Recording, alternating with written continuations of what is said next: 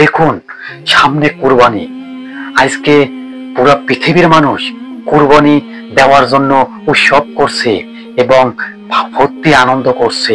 মা বাপ, আত্মীয় স্বজন সবাইকে নিয়ে সবাই ঈদ করবে, গোস্ত খাইবে, রুটি বানিয়ে খাবে।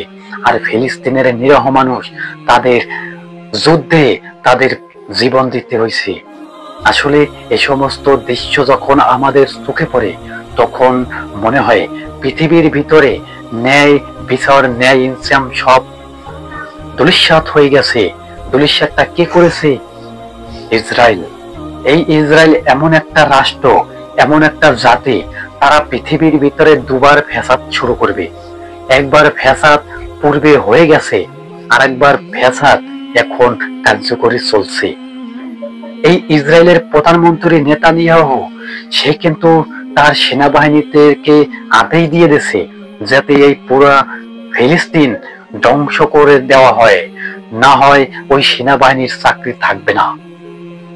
এটি কি মুসলমানের পৃথিবীর ভিতরে আইসা কি তাদের অপরাধ হয়ে গেছে? উহুদের ময়দানে নবীদের রক্তাক্ত হয়েছিল কি কারণে? এ সমস্ত ইহুদিদের কারণে। এ সমস্ত ইহুদিরা ইসলাম কবুল করে নাই এবং নির্মমভাবে হযরত মুহাম্মদ সাল্লাল্লাহু আলাইহি সাল্লামকে ওরা রক্তাক্ত করেছে। উহুদের ময়দানে দাঁত ভেঙেছে একমাত্র ইহুদির কারণে। তখন যদি এই ইহুদিরা মুসলিম ধর্ম কায়েম গ্রহণ করত, ইসলাম শাসনকে গ্রহণ করত, তবে পৃথিবীর ভিতরে আর ফ্যাসাদ, মারামারি, হানাহানি কিছু থাকতো না। এখন আমরা পৃথিবীর ভিতরে যে সমস্ত যুদ্ধ দেখছি, এই যুদ্ধটা কোনো সাধারণ যুদ্ধ না। এই যুদ্ধটা হবে ভয়াবহ একটি যুদ্ধ, তৃতীয় বিশ্বযুদ্ধ।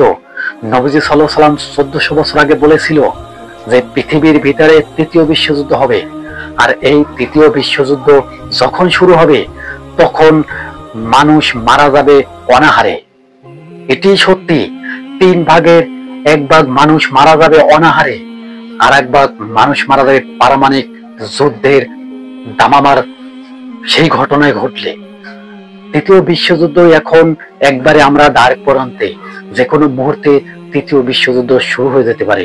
এই তৃতীয় বিশ্বযুদ্ধ শুরু হবে একমাত্র ইমাম মাহদীর আগমনের পূর্বে। ইমাম মাহদী যখন আগমন করবে, তারই পূর্বে এই তৃতীয় বিশ্বযুদ্ধ শুরু হবে। এখন পৃথিবীর ভিতরে কোনো কিছু কারেক্ট ভাবে চলছে না। তার কারণে আল্লাহ তাআলা রব্বুল আলামিন একজন শাসককে পাঠাবে, ঈসা আলাইহিস সালাম। এই ঈসা আলাইহিস সালাম পৃথিবীর ভিতরে আগমন যেভাবে না করবে, তেমনি পৃথিবীটা শান্তিময় পৃথিবী হবে না এবং শিমল হাওয়াও পৃথিবীতে বসবে না। এই পৃথিবীটাকে শান্তি করার জন্য পুরো বিশ্বকে রাজত্ব করবে ইমাম মেহেদী ঈসা আলাইহিস সালাম। ওই ঈসা আলাইহিস সালাম দাজ্জালকে খতম করবে।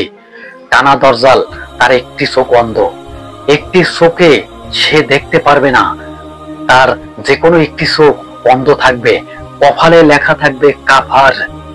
সেই কাফেরে পৃথিবীর ভিতরে এমন ভাবে ইমাম নিয়ে টানা হেঁচড়া শুরু করবে, ইতিমধ্যে জারি হয়ে গেছে এবং ইতিমধ্যে তার পার্টনারশিপরা গ্রহণ করে নিছে এবং তা কার্যকরী চলছে।